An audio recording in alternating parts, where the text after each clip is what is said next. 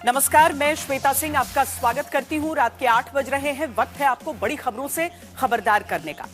सबसे पहले 3 राज्यों में चुनाव की 3 बड़ी खबरों से खबरदार करते हैं, जहां आपको हम बताएंगे कि किस तरह आज इस साल के सबसे बड़े चुनाव वाले राज्य पश्चिम बंगाल में इलेक्शन 3.5 महीने पहले ममता सरकार को बड़ा झटका लगा है। ममता बनर्जी ने जिस मुद्दे पर बीजेपी को घेरना चाहा, आज सुप्रीम कोर्ट ने उसी पर बंगाल की टीएमसी सरकार को 5 झटके दिए हैं। सियासत में आज की दूसरी बड़ी खबर कल के नतीजों से जुड़ी है।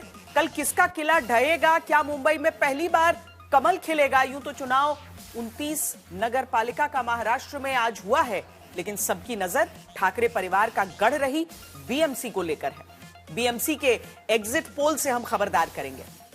तीसरी खबर जिससे आज हम खबरदार करेंगे वो उत्तर प्रदेश से आई है, जहां 10 से 11% वोट की ताकत रखने वाले ब्राह्मण समाज पर सभी दल अब डोरा डाल रहे हैं।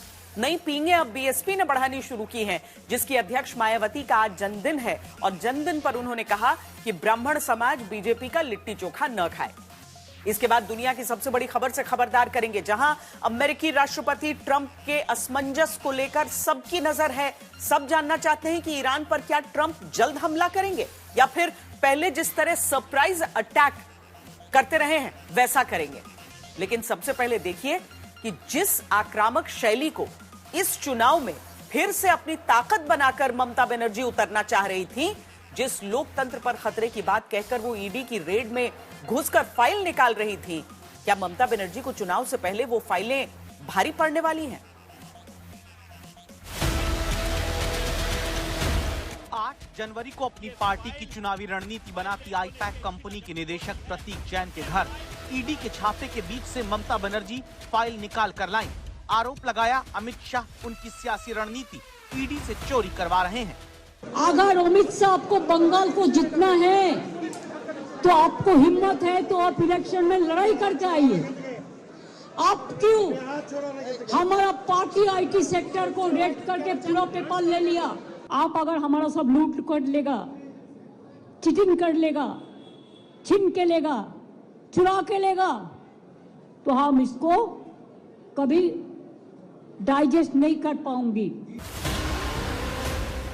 अब तक अपने करीबी अधिकारियों, मंत्रियों के लिए धरना प्रदर्शन और छापामार सियासत को ताकत समझने वाली ममता बनर्जी की सरकार को 7 दिन के भीतर सुप्रीम कोर्ट से झटका लगा है।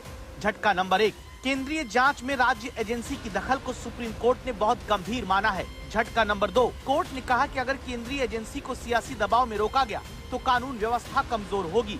झटका नंबर 3, ईडी अधिकारियों के खिलाफ दर्ज एफआईआर पर भी फिलहाल रोक लगा दी है। झटका नंबर 4, सुप्रीम कोर्ट ने कहा कि दखल देना जरूरी है ताकि कानून का राज बना रहे। झटका नंबर 5, ममता सरकार, पश्चिम बंगाल के डीजीपी और कोलकाता के कमिश्नर को 2 हफ्ते में जवाब देने के लिए कहा गया है।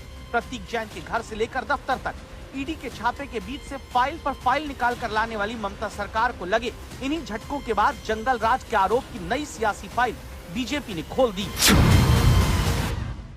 ये तस्वीर देखिए, ऐसे जकड़ लिया फाइलों को, ऐसे चुरा के भागी मोबाइल फोन को।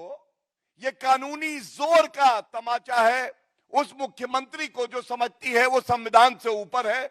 ये ममता बनर्जी जंगल राज का प्रतीक है, अराजकता की मूर्ति है। और जंगल राज कैसा होता है? बिल्कुल ममता राज जैसा होता है। ममता राज क्या जंगल राज हो गया है? ये सवाल बीजेपी अब देश के अगले चुनावी राज्य पश्चिम बंगाल में लगातार ममता सरकार को घेरने के लिए पूछेगी, क्योंकि सुप्रीम कोर्ट तक ने चिंता जताई है। याद करिए पहले ममता बनर्जी ने क्या कहा था।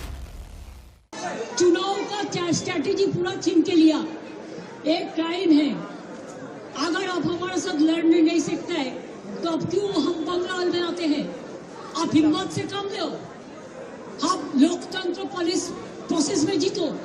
आप एजेंसी लगा के हमारा पेपर लूट करते हैं, करते लूट, बोलते झूठ, हमारा पेपर लूट करते हैं, हमारा स्ट्रैटेजी लूट करते हैं, हमारा डेटा लूट करते हैं, हमारा वोटर लूट करते हैं। अब जरा सुप्रीम कोर्ट में देखिए क्या हुआ। ममता सरकार की तरफ से पेश कपिल सिब्बल ने कहा कि चुनाव के ठीक पहले छापा मारना राजनीतिक मंशा से प्रेरित है। मुख्यमंत्री ने केवल पार्टी का डेटा सुरक्षित किया, तो सॉलिसिटर जनरल तुषार मेहता ने ईडी की तरफ से बताया कि ये सीधे तौर पर चोरी है। अगर ऐसे आचरण को बर्दाश्त किया गया तो ईमानदार अधिकारियों का मनोबल टूट जाएगा। जस्टिस प्रशांत कुमार मिश्रा और जस्टिस विपुल पंचोली की बेंच ने तब कहा कि अगर केंद्रीय जांच एजेंसियों को राजनीतिक या प्रशासनिक दबाव में काम करने से रोका गया तो इससे पूरे देश में कानून व्यवस्था कमजोर होगी। ये मामला केंद्रीय एजेंसियों की जांच में राज्य सरकार के हस्तक्षेप से जुड़ा है। अगर इसे अनदेखा किया गया तो ये कानूनहीनता की स्थिति पैदा कर सकता है। बड़े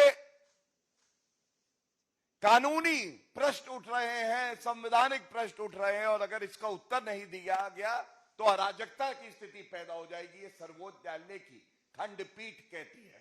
क्या ईडी, सीबीआई, सेंट्रल एजेंसीज जो हैं, इनको पार्टी के गुंडे आके टीएमसी के रोकेंगे?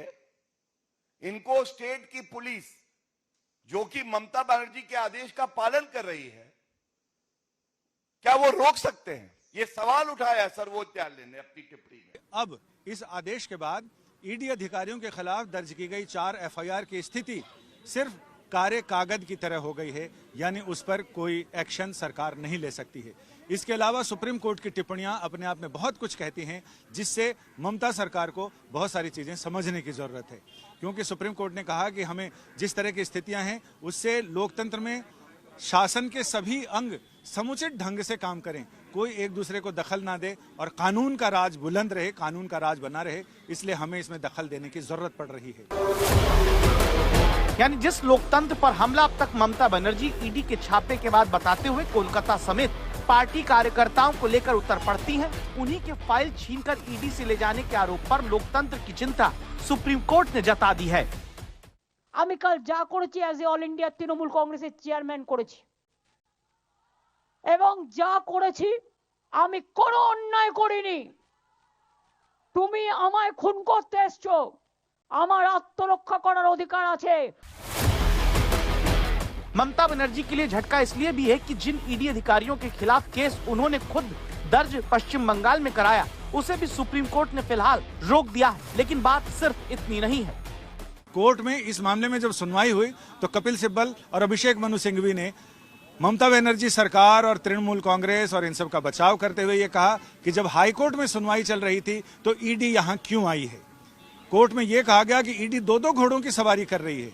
एक तरफ उसने कलकत्ता हाई कोर्ट में याचिका दाखिल की, याचिका पर सुनवाई चल रही है, इसी बीच उसने सुप्रीम कोर्ट में याचिका दाखिल कर दी और यहां भी दलीलें दे रही है।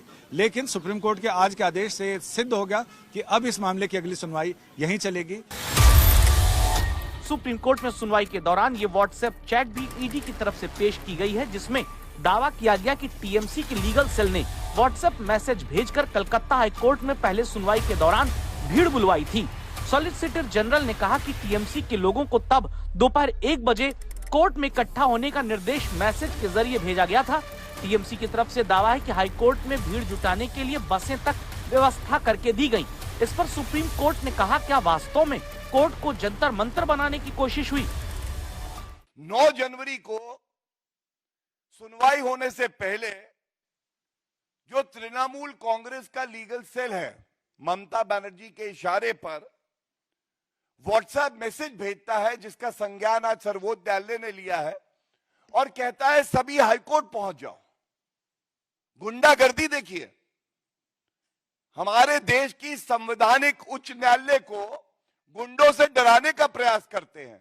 Whenever in a non-BJP state, central agency will interfere with the political party just before election, that is also not good. Correct? Similarly, if the central agency works and the state agency interferes, that is also not good. To maintaining this cooperative federalism is not the duty only of the state, it is also duty of the central government. अब अगली सुनवाई 3 फरवरी को होगी, जहां ये राज्य की जिम्मेदारी रहेगी कि वो ईडी के छापे के दौरान हुए फाइल कांड का सारा सीसीटीवी वीडियो सुरक्षित रखे, जिसे अदालत आगे देखने के लिए मंगवा भी सकती है। पश्चिम बंगाल का चुनाव अप्रैल मई में होगा।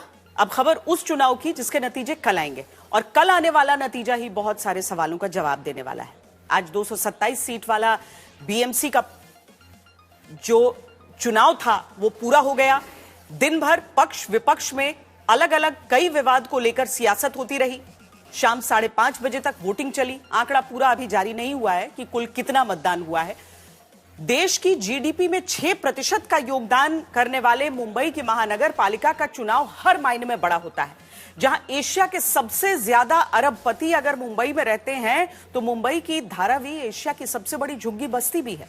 ऐसी ताकत रखने वाली मुंबई में दिन भर बड़े नेताओं से लेकर सितारों तक वोट डालते रहे और उसके बाद शाम को एक्सिस माई इंडिया का एग्जिट पोल आया जो कहता है कि बीजेपी एकनाथ शिंदे की शिवसेना गठबंधन को पूर्ण बहुमत मिल सकता है।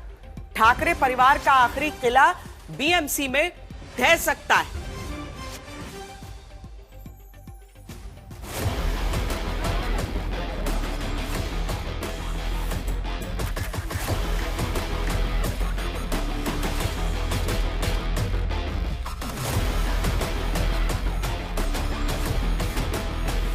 चुनाव में हमारी जीत ये पक्की दिखती है, क्योंकि अभी से अगर हमारा विपक्ष कल की हार के बाद क्या बोलना इसकी प्रैक्टिस कर रहा है तो मुझे लगता है कि ये जो निश्चित है।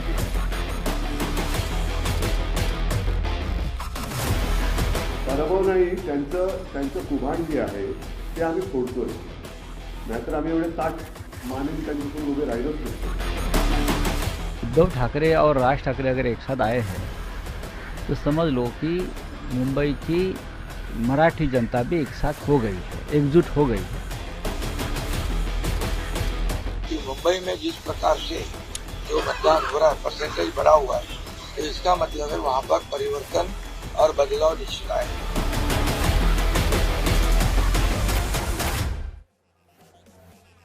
एक्सिस माई इंडिया के बीएमसी वाले एग्जिट पोल की 5 बड़ी बातें आपको हम बता दें।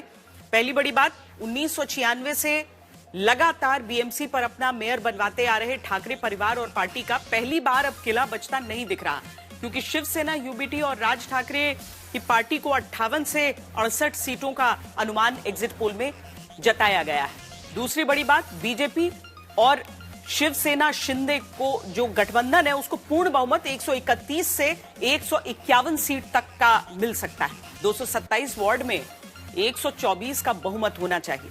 तीसरी बड़ी बात, मुंबई में पहली बार कमल खिल सकता है, देवेंद्र फडणवीस की ताकत और बढ़ सकती है।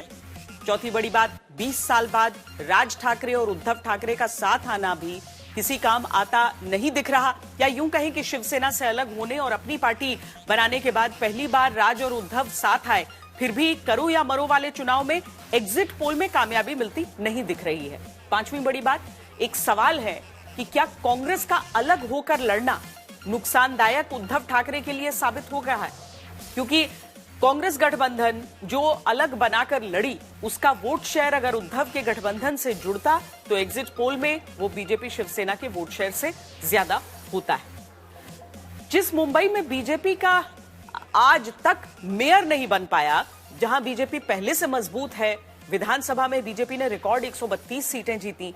सवाल है कि क्या जिस मुंबई से अटल जी ने कहा था कि अंधेरा छटेगा कमल खिलेगा, वहां पहली बार कमल देवेंद्र फडणवीस खिला पाएंगे? और अगर हां तो 4 तस्वीरें दिखाते हैं।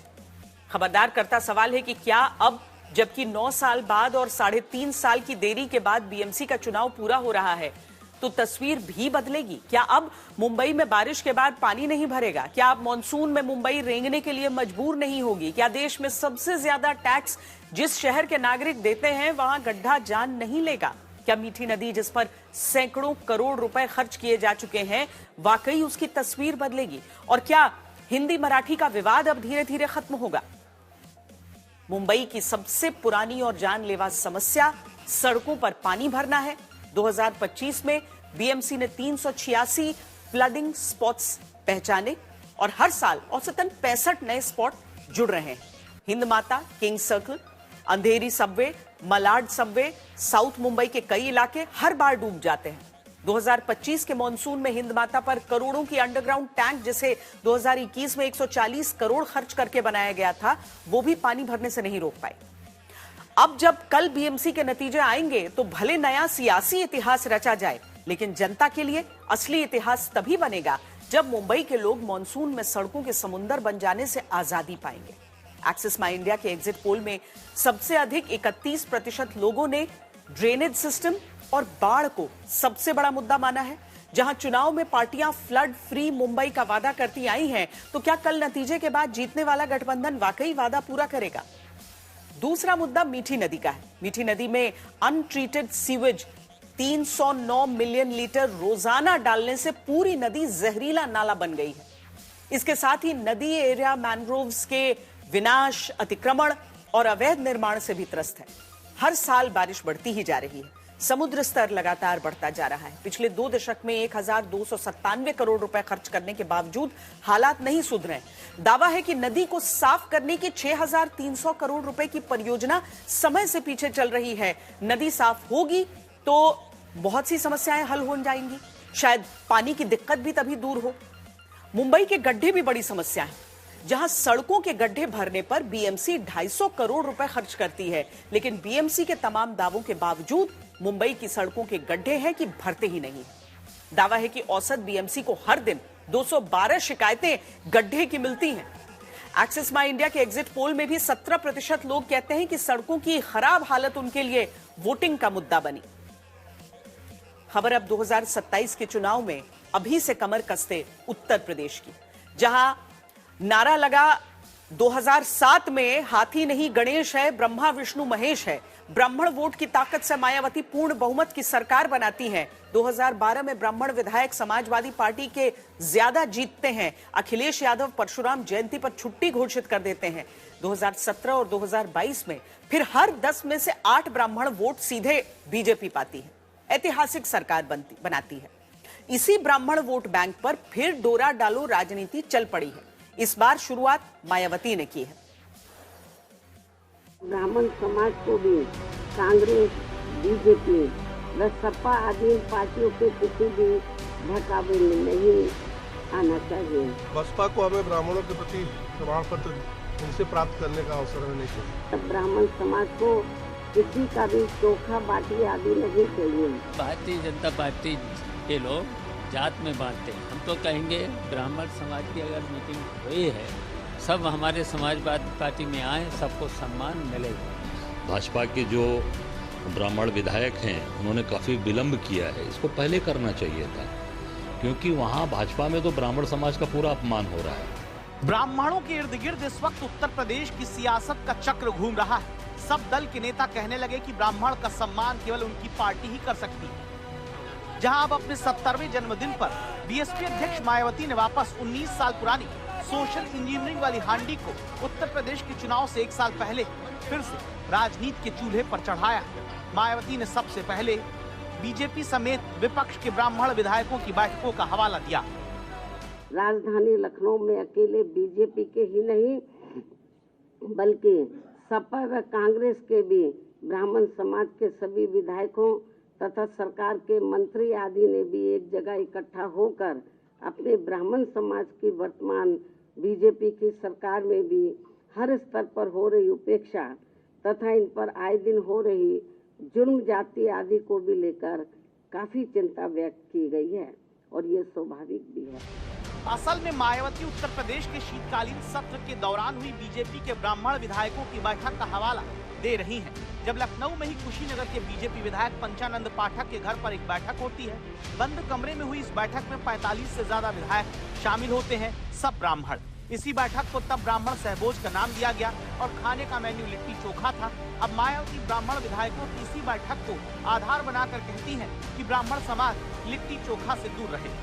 ब्राह्मण समाज को किसी का भी चोखा बाटी आदि नहीं चाहिए और न ही वे किसी की धमकी से भी डरने वाले हैं, बल्कि उन्हें हर स्तर पर पूरा मान सम्मान व उचित प्रतिनिधित्व तथा रोटी रोजी के भी साधन चाहिए।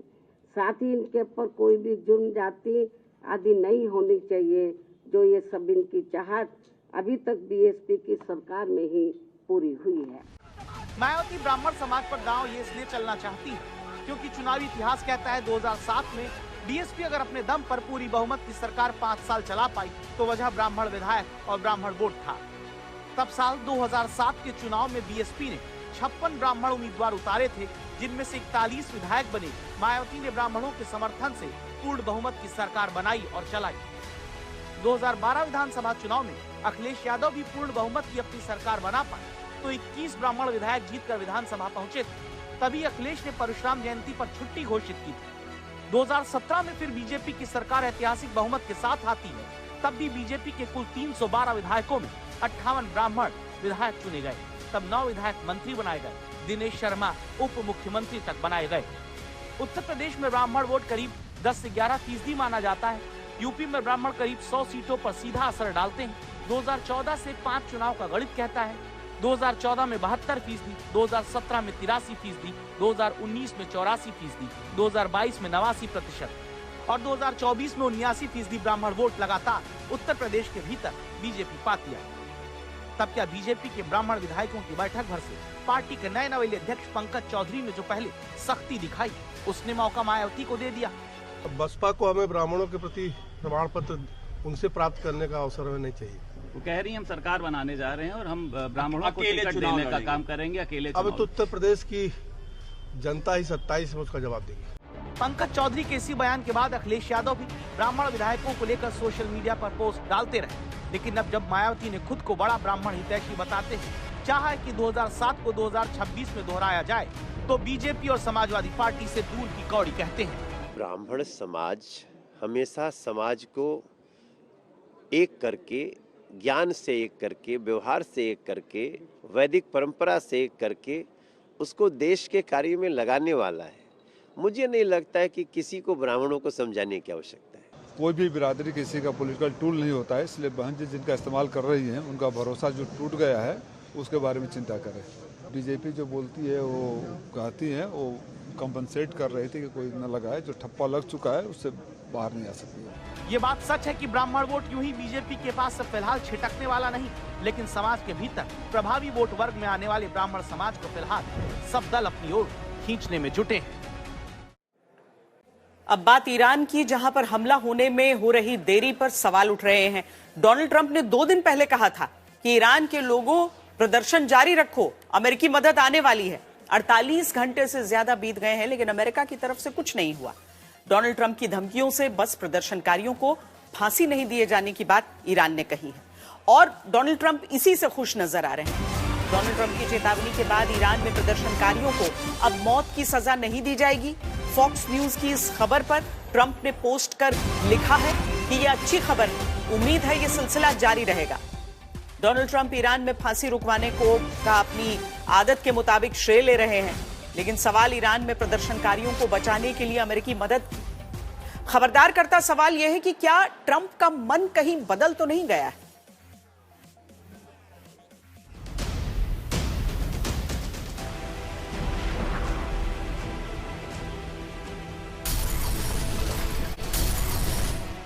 A short time ago, the U.S. military carried out massive precision strikes on the 3 key nuclear facilities in the Iranian regime, Fordo, Natanz, and Esfahan. करीब 6 महीने पहले ईरान के परमाणु ठिकानों को तबाह करने वाले डोनाल्ड ट्रंप क्या ईरान को लेकर बदल गए? Does this mean military action is now off the table against Iran? Well, we're going to watch and see what the process is, but we were given a very good statement by people that are aware of what's going on. 13 जनवरी 2026 को रात 8:30 पर social media पर ये Donald Trump ही थे जिन्होंने Iran के लोगों को अपनी पोस्ट से मदद आने का भरोसा दिलाया था। लिखा था कि ईरानी देशभक्तों, विरोध प्रदर्शन जारी रखो, मदद आ रही है।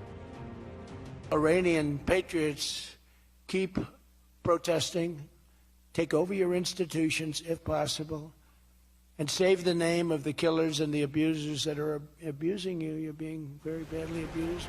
डोनाल्ड ट्रंप की तरफ से मदद का वादा किए 2 दिन बीत चुके हैं।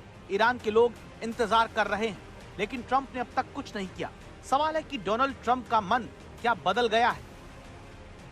Iran this morning that help is on the way for protesters. What did you mean by that? What kind of help? You're going to have to figure that one out. I'm sorry. So many people.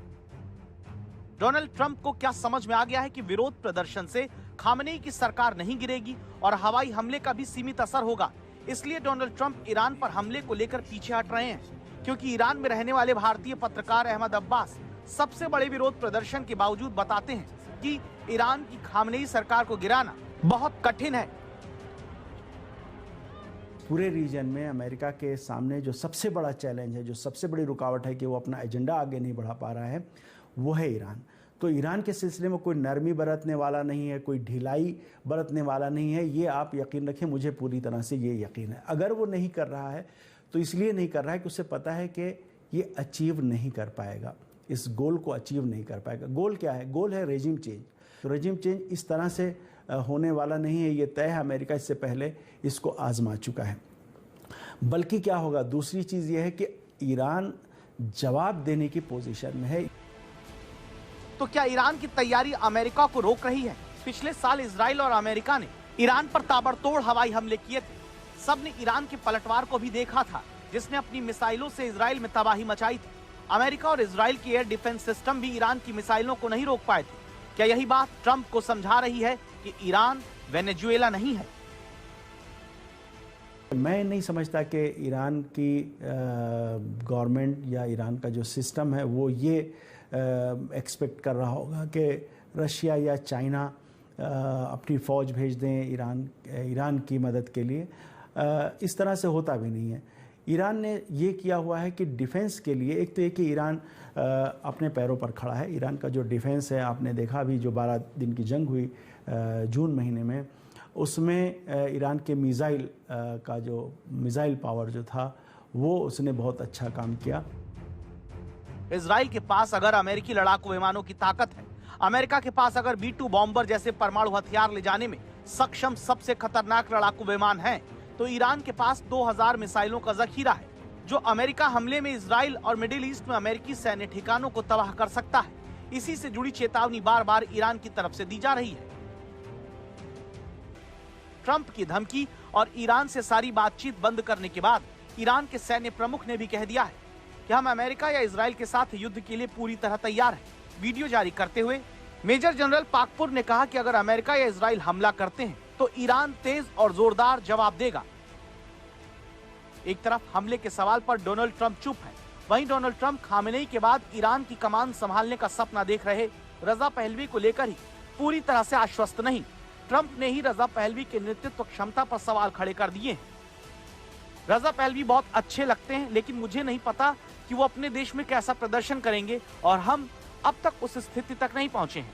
मुझे नहीं पता कि उनका देश उनके नेतृत्व को स्वीकार करेगा या नहीं, और अगर ये स्वीकार कर लेते हैं तो मुझे कोई आपत्ति नहीं होगी। सवाल है कि इतने बड़े विरोध प्रदर्शन और अमेरिकी दबाव के बावजूद खामेनेई का मजबूत दिखना ट्रंप को पैर पीछे खींचने के लिए मजबूर कर रहा है। आर्थिक हालात ये होने के बावजूद ये है कि ईरान में जो इंस्टीट्यूशंस अपना काम कर रहे हैं, मेडिकल डिपार्टमेंट अपना काम बहुत अच्छे से कर रहा है। ईरान में कोई भी नागरिक ऐसा नहीं है जो मेडिकल इंश्योरेंस कवरेज से बाहर हो, हर एक को कवर किया गया है। सबसे बड़ी बात यह कि ट्रंप ईरान में प्रदर्शनकारियों के मारे जाने और इरफान सुल्तानी की फांसी रोके जाने से संतुष्ट दिखाई दे रहे हैं। We've been told that the killing in Iran is stopping. It's stopped. It's stopping, and there's no plan for executions or an execution or executions. So I've been told that on good authority. We'll find out about it.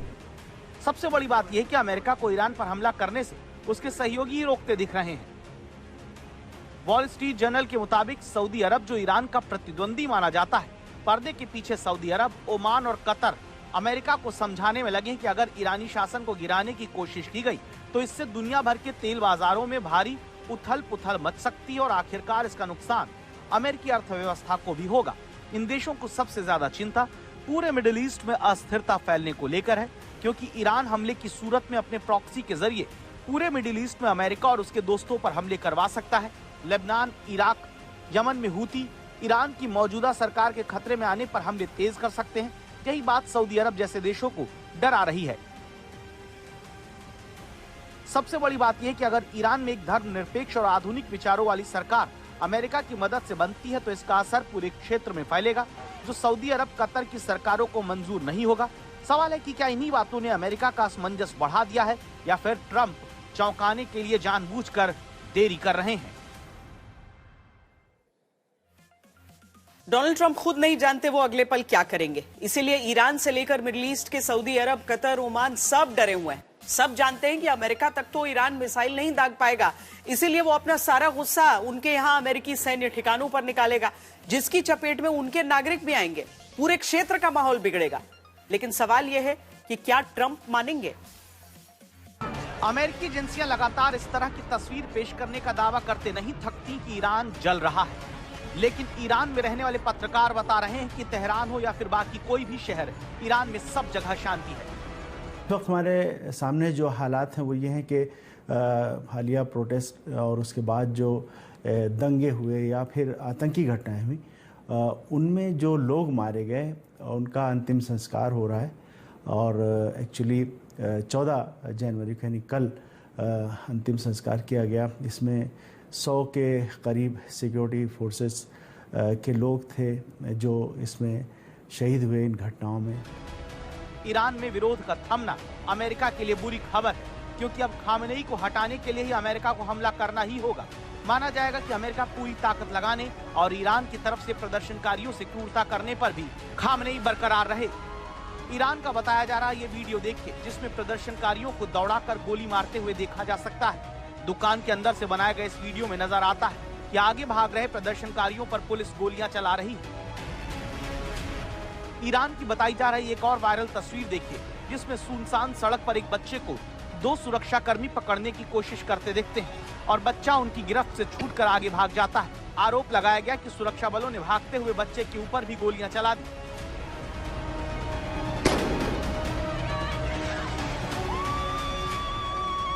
एक और तस्वीर जो viral है, उसमें अस्पताल के अंदर गोलियां चलने की आवाज सुनाई पड़ रही है। सुरक्षाकर्मी जब अस्पताल में दाखिल होते हैं तो वहां भगदड़ मच जाती है। ये तस्वीर इमाम खामनेई अस्पताल की बताई जाती है, जहां दरवाजा तोड़कर सुरक्षाकर्मियों ने अस्पताल में छापे मारे थे। एक दूसरी तस्वीर में गली में पत्थरबाजी करके भाग रहे प्रदर्शनकारियों पर बाइक सवार सुरक्षा बलों की तरफ से गोली चलाने की तस्वीर भी नजर आ रही है। इन तमाम उपद्रवों और हिंसक झड़पों के बीच ईरान सरकार की ओर से दावा किया गया कि सुरक्षा बलों ने जिन लोगों पर गोलियां चलाई, दरअसल वो पुलिस के जवानों को पकड़कर जिंदा जला रहे थे। ईरान आरोप लगा रहा है कि प्रदर्शन के बहाने विदेशी साजिश के तहत हमलावरों को हथियार देकर भेजा गया, जो ज्यादा से ज्यादा लोगों को मारना चाहते थे।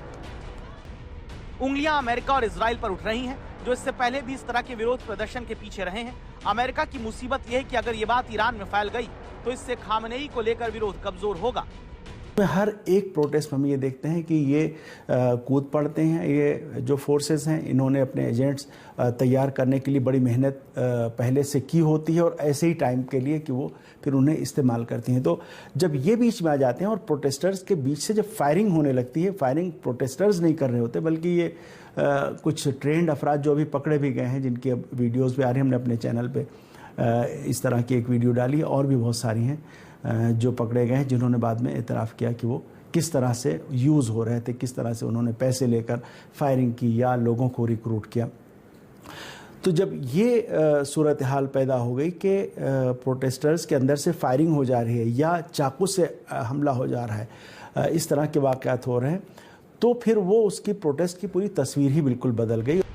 ईरान में मरने वालों का आंकड़ा 12,000 तक बताया जा रहा है। मानवाधिकार संगठनों का मानना है कि इस पूरी हिंसा में 2,500 से अधिक लोगों के मारे जाने की पुष्टि हो चुकी है। ईरान में भले ही शांति हो, लेकिन क्या ये तूफान से पहले की शांति मानी जा सकती है? बिल्कुल ट्रंप की तरह, जिन्होंने पिछले साल जून में ईरान के परमाणु ठिकानों पर हमले से पहले इसी तरह का भ्रम फैलाया था और अचानक एक दिन हमला करके सबको चौंका दिया। वेनेजुएला पर भी ट्रंप ने अचानक मादुरो को अगवा करके दुनिया को चौंकाया था। तब किसी ने भी नहीं सोचा था कि ऐसा होगा।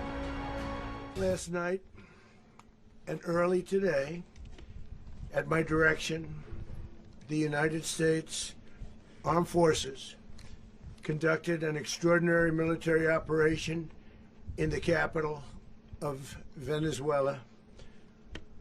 Overwhelming American military power, air, land, and sea, was used to launch a spectacular assault. And it was an assault like people have not seen since World War II.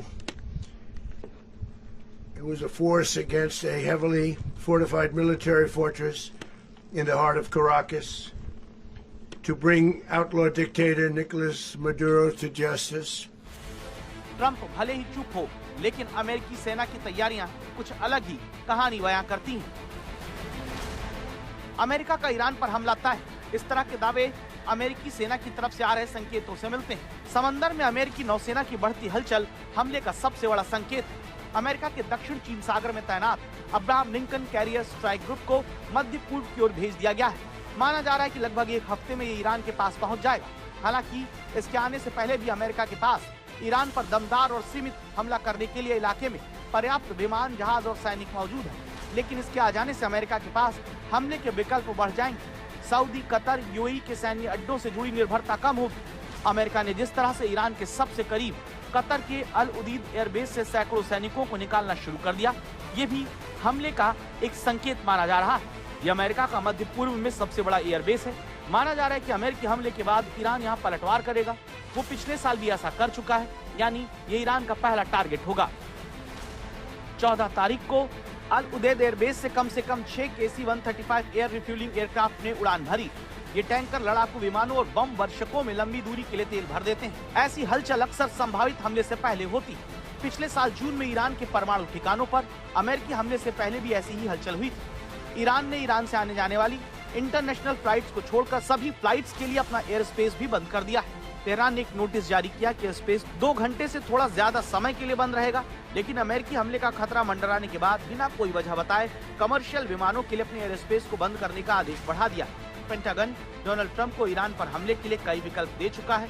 Trump चाहते हैं कि ईरान में Venezuela जैसी ही कार्रवाई हो, लेकिन अमेरिकी राष्ट्रपति को समझाया जा रहा है कि ईरान वेनेजुएला नहीं है। और अब बड़ी खबर, ईरान में अमेरिकी हमले और विरोध प्रदर्शन को देखते हुए विदेश मंत्रालय भारतीय नागरिकों को वापस देश लाने की तैयारी कर रहा है। विदेश मंत्रालय की तरफ से आपातकालीन योजना तैयार की जा रही है। सूत्रों के अनुसार ईरान से निकाले जाने वाले भारतीयों का पहला जत्था कल ही देश लौट सकता है। तेहरान में भारतीय दूतावासों ने ईरान में भारतीय छात्रों से संपर्क करना शुरू कर दिया है, ताकि ये पता लगाया जा सके कि कौन ईरान छोड़ना चाहता है। तो भारत की तरफ से पहले भी इस तरह के ऑपरेशंस चलाए गए हैं। इस बार किस तरह की तैयारी है, क्योंकि भारत की तरफ से शुरुआत में ही कह दिया गया था कि स्थिति ऐसी है कि वहां से जो लोग निकलना चाहते हैं वो निकल आए वहां से। प्रणय उपाध्याय और जानकारी के साथ हमारे साथ जुड़ रहे हैं। प्रणय, क्या मोटे तौर पर जानकारी मिल पा रही है? कल हम उम्मीद करें कि जो लोग वापस आना चाहते हैं उनका पहला जत्था भारत लौट सकता है? तो देखिए, कल भारत सरकार की तरफ से ईरान में जो भारत का दूतावास है उसने एक एडवाइजरी जारी की थी, जिसमें कहा गया था कि जो लोग ईरान से निकलना चाहते हैं वो कमर्शियल साधनों से निकल लें। तैयारी इसलिए की जा रही है कि यदि कोई आपात स्थिति वहां पर बनती है तो सरकार के पास तैयारी रहे, लोगों की लिस्ट रहे। चूंकि वहां पर इंटरनेट काम नहीं कर रहा है, संचार के साधन जो हैं वो बाधित हैं, इसलिए वेरिफिकेशन किया जा रहा है। सबसे बड़ी चिंता है वहां पर जो भारतीय छात्र मौजूद हैं, क्योंकि उनके पास किसी तरीके का कोई इस तरह साधन नहीं है, वो उतना सक्षम नहीं है। इसलिए पहली प्राथमिकता होगी उन छात्रों को वहां से निकालना। फिलहाल सरकार तैयारी रखे हुए है, यदि कोई ऐसी आपात स्थिति आती है तो तत्काल भारतीयों को वहां से निकाला जा सके। आपको याद होगा कि पिछली बार जब मई जून के अंदर भी तनाव बढ़ा था तो भारत सरकार ने उस समय ऑपरेशन सिंधु के जरिए भारतीयों को वहां पर अलग अलग विमानों के जरिए वहां से निकाला था। हालांकि बाद में जब हालात सामान्य हुए तो वापस बहुत सारे लोग वहां पर पहुंच गए। तो फिलहाल जो पहली चिंता और प्राथमिकता है वो भारतीय छात्रों को लेकर है। करीब 10,000 भारतीय वहां पर रहते हैं और इसलिए उनसे संपर्क किया जा रहा है। भारत के दूतावास ने उनसे लिस्ट भी मंगाई है और साथ ही उनसे कहा है कि अगर वो निकलना चाहते हैं तो अपनी विलिंगनेस और अपने ट्रैवल डॉक्यूमेंट्स की जानकारी दूतावास के साथ साझा करें। और साथ ही विदेश मंत्रालय के मुख्यालय में भी इस तरीके का प्लान तैयार किया गया है।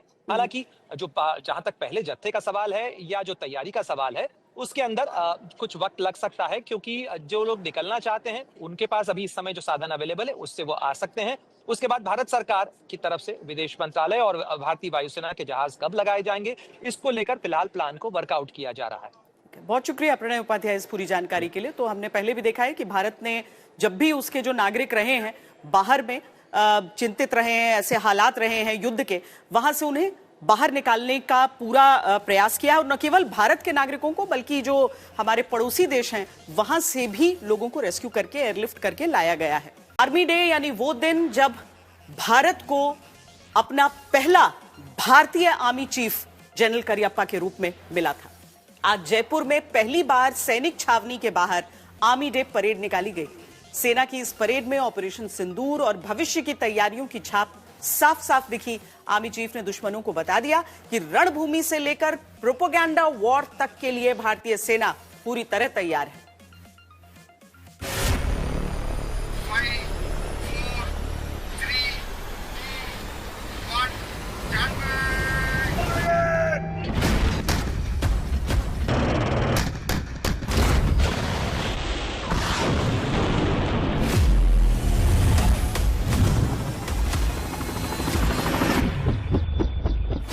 सोच से भी ज्यादा खतरनाक हो चुकी दुनिया में विजय शक्तिशाली राष्ट्र की नहीं, तैयार राष्ट्र की होगी।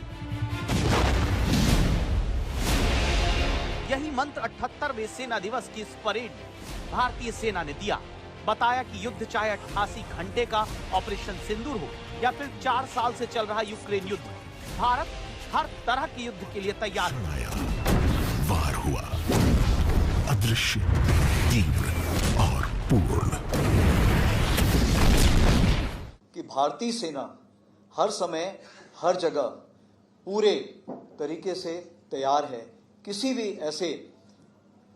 प्रकार के आक्रमण के लिए। तो ये मैं बताना चाहता हूं, जिसको हम बोलते हैं ऑफ प्रिपेयर्डनेस, हमारी पूरी। पहली बार सैनिक छावनी के बाहर आयोजित हुई आर्मी परेड पाकिस्तानी सेना को बता रही है कि पिछले साल मई में आतंक के अड्डे जो दोबारा बना लिए गए हैं, उनका भविष्य में मिट्टी में मिलना तय है। फ्यूचर वॉरफेयर यानी भविष्य में लड़ाई कैसी होगी, क्या हम उसके लिए तैयारी कर चुके हैं?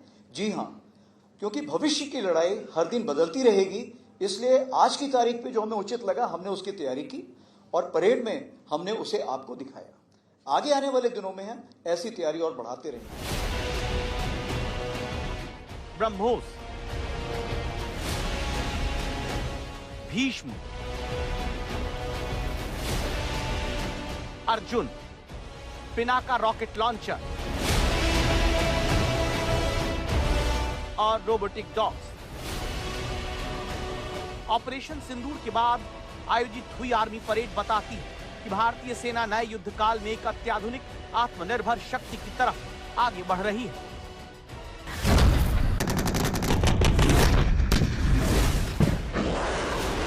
जिसमें चाहे जमीन हो, आसमान हो,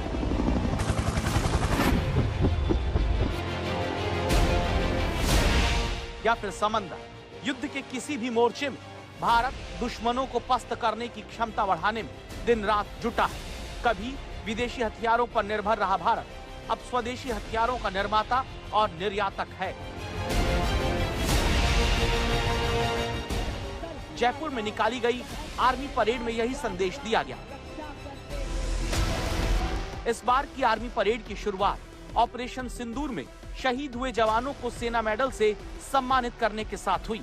परेड को गैलेंट्री अवार्ड से सम्मानित अफसरों ने परेड कमांडर को सलामी दी। अशोक चक्र, परमवीर चक्र और महावीर चक्र से सम्मानित आर्मी अफसरों ने परेड का नेतृत्व किया। अब 251 आर्मी एविएशन स्क्वाड्रन की कैप्टन हंसजा शर्मा से मिली, जो रुद्र हेलीकॉप्टर की पहली पायलट है। उनके नेतृत्व में Helina anti tank guided missile का प्रदर्शन किया गया। ऑपरेशन सिंदूर में पाकिस्तानी एयरक्राफ्ट और ड्रोन को मार गिराने के लिए अपग्रेडेड शिल्का भी इस्तेमाल हुई, जो एक स्वचालित एंटी एयरक्राफ्ट गन है। 4 किलोमीटर की दूरी से अपने लक्ष्य को तबाह करने वाली नाग मिसाइल एंटी टैंक सिस्टम की झलक भी देश और दुनिया ने देखी है। ऊंचे पहाड़ से लेकर उबड़ खाबड़ रास्तों तक, चढ़ाई ढलान सब रास्तों पर चलने वाले रोबोटिक डॉग्स के जरिए भारतीय सेना ने दिखाया कि उसके सैनिकों के साथ अब तकनीक भी चलती है। लेकिन सबसे ज्यादा चर्चा भैरव बटालियन की रही, जो बदलती रण क्षेत्रों को देखते हुए बनाई गई है। से भैरव लाए हैं, तो भैरव जो बटालियन रहेगी, ये हमारी इन्फेंट्री बटालियन में जो घातक होती है या जो स्पेशल फोर्सेस, इसके बीच में बहुत गैप था। इस गैप को कवर करने के लिए हम लाए हैं। और जिस तरह से आपने इसका जोश देखा, तो एक 25 बटालियन में खड़ी कर दूं तो मुझे लगता है मुझे इन्फेंट्री बटालियन की भी जरूरत नहीं पड़ेगी। इस तरह का जोश इन्होंने आपको दिखाया। सेना और सरकार कई बार बता चुके हैं कि ऑपरेशन सिंदूर अभी खत्म नहीं हुआ। इसकी वजह पाकिस्तान का सबक नहीं सीखना है, जिसकी सेना की मदद से लश्कर के मुरीदके के ध्वस्त मुख्यालय की दोबारा मरम्मत हो रही है। वहां बाहर की दीवारों का रंग रोगन चल रहा है, जो आतंक के ढांचों को दोबारा खड़ा किए जाने का सबूत है। इस चुनौती से मुकाबला करने के लिए भारतीय सेना खबरदार है और पूरी तरह से तैयार है। जयपुर से देवांकुर वधावन के साथ जितेंद्र सिंह, दिल्ली आज तक। आज प्रधानमंत्री नरेंद्र मोदी ने राष्ट्रमंडल देशों के संसदीय सम्मेलन CSPOC का उद्घाटन किया। इस अंतर्राष्ट्रीय सम्मेलन की अध्यक्षता लोकसभा अध्यक्ष ओम बिरला कर रहे हैं। इसके 28वें संस्करण में सबसे अधिक राष्ट्रमंडल देश शिरकत कर रहे हैं। प्रधानमंत्री मोदी ने कहा कि स्पीकर का दायित्व केवल बोलना नहीं बल्कि सुनना भी होता है और ये सुनिश्चित करना होता है कि हर किसी को अपनी बात रखने का समान अवसर मिल सके।